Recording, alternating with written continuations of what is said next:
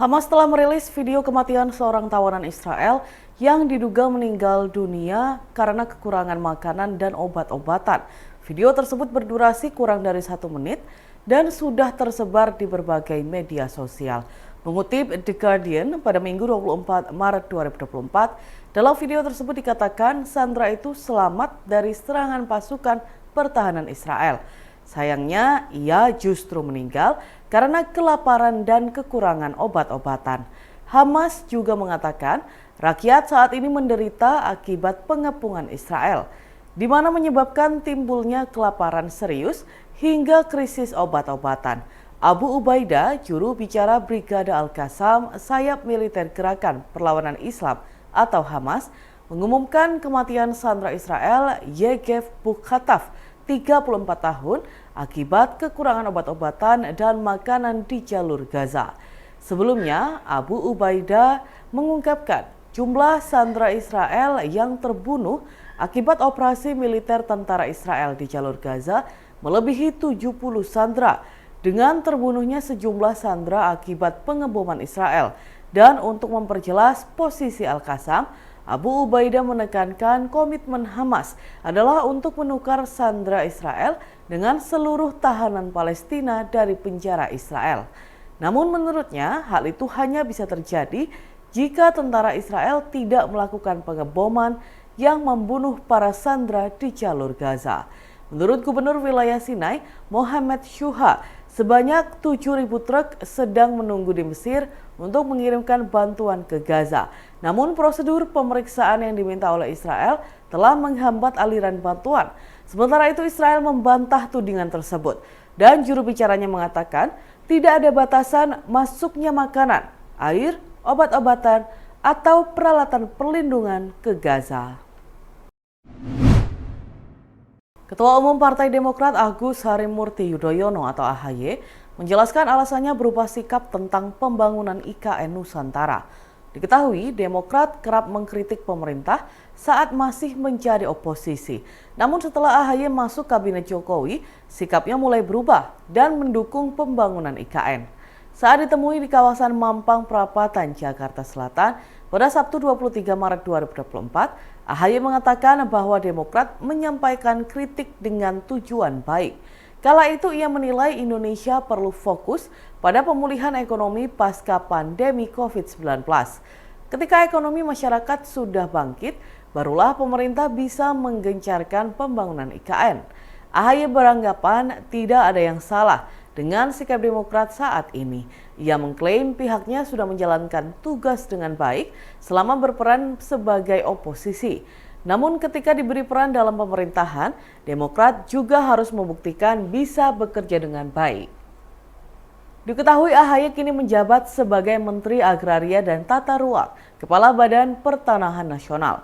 Ia pernah diajak Jokowi dalam kunjungan ke IKN Nusantara pasca dilantik. Dengan posisinya saat ini sebagai Menteri ATR, peran AHY juga penting untuk memastikan pembangunan berjalan optimal.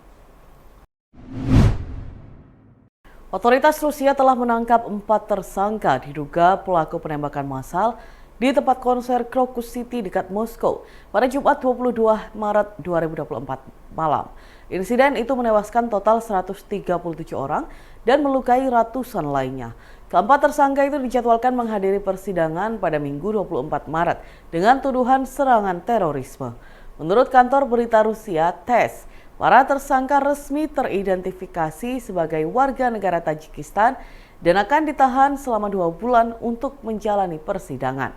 Keempat tersangka diidentifikasi sebagai Saidakrami Murodali Raja Balizoda, Dalerzon Barotovic Miryozev, Syamsiddin Fariduni, dan Muhammad Sobir Faizov. Pengadilan merilis video yang menunjukkan petugas polisi membawa salah satu tersangka ke ruang sidang dengan tangan diborgol. Dikutip The Guardian, beberapa foto juga memperlihatkan pria yang sama duduk di dalam sangkar kaca untuk terdakwa. Salah satu tersangka digiring dengan mata tertutup ke ruang sidang. Sementara itu, tersangka lainnya dibawa masuk ke ruang sidang menggunakan kursi roda. ISIS, terutama cabangnya di Afghanistan yang dikenal sebagai ISIS Khorasan atau ISIS-K, mengklaim bertanggung jawab atas serangan teroris paling mematikan di Rusia sejak pengepungan Beslan pada 2004 ini. ISIS-K merupakan afiliasi ISIS di Suriah dan Irak. Nama kelompok ini berasal dari istilah untuk wilayah yang mencakup bagian dari Iran, Turkmenistan, dan Afghanistan, yakni Khorasan. Kelompok teroris itu bahkan merilis sebuah video berisi momen penembakan di gedung konser tersebut melalui media propagandanya Amaq. Video ini diketahui sengaja direkam salah satu pelaku penyerangan. Mereka ingin menunjukkan bahwa keempat pelaku yang kini sudah ditangkap pihak keamanan Rusia memang memiliki hubungan dengan ISIS. Video itu berdurasi sekitar 90 detik. Beberapa cuplikannya memperlihatkan 4 penyerang dengan wajah buram dan suara terdistorsi di tempat yang tampaknya merupakan kompleks Balai Kota Krokus. Bupati Gresik Fandi Ahmad Yani meninjau korban gempa di Pulau Bawean, Gresik.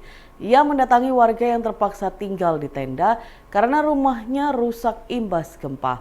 Pria yang akrab disapa Gus Yani ini tiba di Pulau Bawean pada Sabtu 23 Maret 2024 sore. Ia menggunakan kapal cepat bersama rombongan untuk meninjau korban gempa di Pulau Bawean. Warga di Pulau Bawean diketahui sudah 2 hari tidur di tenda. Hal tersebut mereka lakukan karena khawatir adanya gempa susulan. Di Pulau Bawean pada Sabtu lalu masih terasa gempa, namun tidak seberapa kuat seperti di hari Jumat. Pihaknya terus berkoordinasi dengan kepala desa, puskesmas, dan rumah sakit untuk memberikan trauma healing kepada warga Pulau Bawean. Posko bantuan sementara juga didirikan di kantor Kecamatan Sangkapura. Gus Yani mengungkapkan telah menggelar rapat koordinasi dengan pihak BMKG untuk mitigasi bencana dan trauma healing. Sementara itu Camat Bawean Umar Junid mengatakan tim bantuan BPBD Gresik sudah tiba pada Sabtu pukul 7 pagi waktu Indonesia Barat. Disusul Bupati Gresik bersama rombongan yang juga membawa bantuan lebih banyak lagi.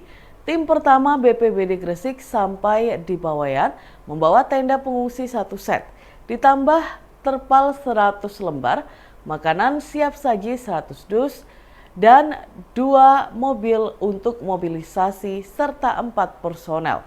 Sukardi, Kepala BPBD Gresik mengungkapkan tim kedua yang berangkat bersama Bupati Gresik Fandi Ahmad Yani dan Wakil Bupati Gresik Aminatun Habibah membawa bantuan logistik berupa selimut 500 pieces, paket sandang 180 pieces, matras 50 pieces, perlengkapan bayi 20 pieces, dan paket rekreasional atau mainan anak-anak sebanyak 20 pieces. Kementerian Sosial atau Kemensos melalui Dinas Sosial Provinsi Jawa Timur dan Dinas Sosial Kabupaten Gresik juga mengirimkan bantuan berupa 25 kg beras sebanyak 8 karung dan makanan siap saji. Rencananya pada Senin 25 Maret, Kemensos akan mengirimkan bantuan lebih banyak. Di antaranya velvet 25 paket, tenda gulung 500 lembar, tenda serbaguna 5 set, tenda keluarga 50 paket, makanan anak 100 paket, dan banyak lainnya. Selain itu, Badan Nasional Penanggulangan Bencana atau BNPB turut mengirimkan bantuan meliputi matras 300 lembar, selimut 300 lembar, tenda pengungsi 3 set, tenda keluarga 50 set, sembako 300 paket, dan banyak juga lainnya. Sepasang perempuan dan laki-laki bukan suami istri diduga berselingkuh di kamar salah satu rumah di Desa Mayangkawis, Kecamatan Balen, Kabupaten Bojonegoro pada Sabtu 23 Maret 2024 malam. Aksi pasangan itu dipergoki lalu digerebek warga Desa Mayangkawis. Berikutnya warga setempat mengarak pasangan itu ke balai desa setempat. Momen pengarakan pasangan ini direkam warga setempat dan viral di media sosial. Pada Minggu 24 Maret, Kapolsek Balen itu Sri Windiarto membenarkan kejadian tersebut terjadi di wilayah hukumnya. Ia mengungkapkan perempuan dalam video viral itu berinisial WT, 36 tahun, warga Desa Mayangkawis, Kecamatan Balen, Bojonegoro. WT diketahui sudah bersuami, inisial nama suaminya yakni IR, 37 tahun. Sementara lelaki yang diduga berselingkuh dengan WT berinisial LW 32 tahun. Ibtu Windy membenarkan WT dan LW yang bukan pasangan suami istri itu diduga melakukan perbuatan tak patut. Berdasarkan keterangan para saksi, dugaan perselingkuhan WT dan LW bermula pada Sabtu sekitar pukul 19.30 malam waktu Indonesia Barat. Sejumlah warga melihat WT keluar rumah bersama lelaki yang tidak dikenal, yakni LW, menggunakan motor. Mengetahui hal tersebut, beberapa warga memberitahu IR selaku suami WT. Kemudian sekitar pukul 23.30 malam, sejumlah warga mengetahui WT pulang ke rumahnya bersama LW. Warga juga melihat WT dan LW langsung masuk ke rumah. Motor milik LW juga turut dimasukkan. Mengetahui keganjilan untuk kedua kalinya itu, warga kembali melapor ke IR. IR yang malam itu berada di rumah orang tuanya yang tidak jauh dari lokasi, langsung menuju ke tongkrongan warga. IR dan para warga tidak langsung menggerebek keduanya, namun menunggu sekitar 1 jam di sekitar rumah WT. Setelah sekitar 1 jam, IR sudah habis kesabaran. Ia berteriak-teriak meminta WT membuka pintu rumah. Namun tidak ada jawaban dari WT. Setelah suami mendobrak pintu rumah, IR dan para warga melihat WT di ruang tamu dalam keadaan memakai baju. Selanjutnya, IR menuju kamar tidurnya dengan WT. Di kamar ini, IR melihat LW dalam keadaan memakai baju. IR yang geram ini tidak menghajar LW, namun ia meminta kartu identitas LW. Diketahui LW merupakan warga desa Pelem, Kecamatan Purwosari, Bojonegoro. Berikutnya WT dan LW dibawa keluar rumah oleh IR dan para warga. Di momen ini terjadi kehebohan. Para tetangga WT IR keluar rumah disusul warga lainnya. Kemudian IR dan para warga mengarak WT dan LW ke Balai Desa Mayangkawis. Keduanya pun lalu dibawa ke Polsek Balen untuk penanganan lebih lanjut. Ada yang berbeda di Masjid Uswatun Hasanah Polres Ponorogo. Setelah sholat duhur terdengar suara orang membaca Al-Quran setiap Ramadan. Dan bukan hanya satu orang saja yang membaca Al-Quran, melainkan puluhan anggota Polres Ponorogo yang masih menggunakan baju dinas lengkap terdengar membaca Al-Quran. Sebelumnya, setelah sholat duhur, satu anggota Polres Ponorogo membagikan Al-Quran yang telah terbagi per juz. Kemudian mereka membaca Al-Quran sesuai dengan juz yang dibagikan secara bersama-sama. Kanit Patroli Satsamapta Polres Ponorogo, Ibda Tony Gerindra mengungkapkan, dengan begitu dalam 1 jam bisa khatam 30 juz. Saat ditemui Tribun Jatim Network pada Minggu 24 Maret 2024, ia menjelaskan program setiap hari 1 jam khatam Al-Quran merupakan salah satu kegiatan bimbingan rohani dan mental, di mana memang program dari Kapolri untuk anggota Polri, termasuk Polres Ponorogo yang ikut mengambil bagian. Prosesnya, satu anggota membaca 1 juz dan dalam satu waktu sedikitnya ada 30 anggota. Program pembacaan Al-Quran dilakukan setiap hari selama Ramadan, yang artinya dalam Ramadan ini ada 30 kali khatam Al-Quran. Ibda Tony pun mengungkapkan caranya, di mana misalnya ia hari ini membaca juz 1, temannya membaca juz 2, kemudian besoknya ia membaca juz 2. Hal tersebut dilakukan bergantian setiap hari, sehingga setiap anggota pasti kebagian satu sama lain. Pria yang juga takmir Masjid Uswatun Hasanah Polres Ponorogo ini menuturkan, selain mengisi bulan Ramadan, tujuannya juga menambah ketakwaan para anggota. Dalam Tribunnews berikut kita simak bersama wawancara dengan Kanit Patroli Satsamapta Polres Ponorogo, Ibda Tony Gerindra. Programnya ini adalah program yang diperintahkan oleh Bapak Kapolri kita untuk anggota Polri di seluruh Republik Indonesia pada saat bulan Ramadan. Itu seperti apa nih programnya? Jadi prosesnya satu anggota itu 1 juz. Dibagikan Al-Quran per juz itu baca selama 1 jam setiap hari 30 orang, sehingga 1 jam dapat juz atau sudah khatam Quran. Dan itu setiap hari selama Ramadan. Ramadan. Terus mekanisme pembagiannya gimana kan? Pembagiannya hari ini misalkan saya juz 1, teman saya juz 2, lagi juz 3. Besok pilihan bergantian.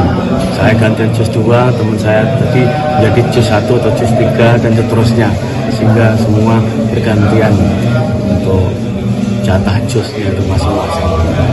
Ini Ini tujuannya apa sih sebenarnya dan untuk Tujuannya pertama yaitu untuk mengisi bulan suci Ramadan biar menambah keimanan dan takwaan kita kepada Allah SWT dan menjadikan Al-Quran sebagai way of life bagi seluruh umat manusia khususnya anggota Polri, menjadikan pedoman hidup dan kehidupan kita sehingga merasakan ketenangan dan ketentraman bagi anggota Polri khususnya. Download Tribun X sekarang, menghadirkan lokal menjadi Indonesia.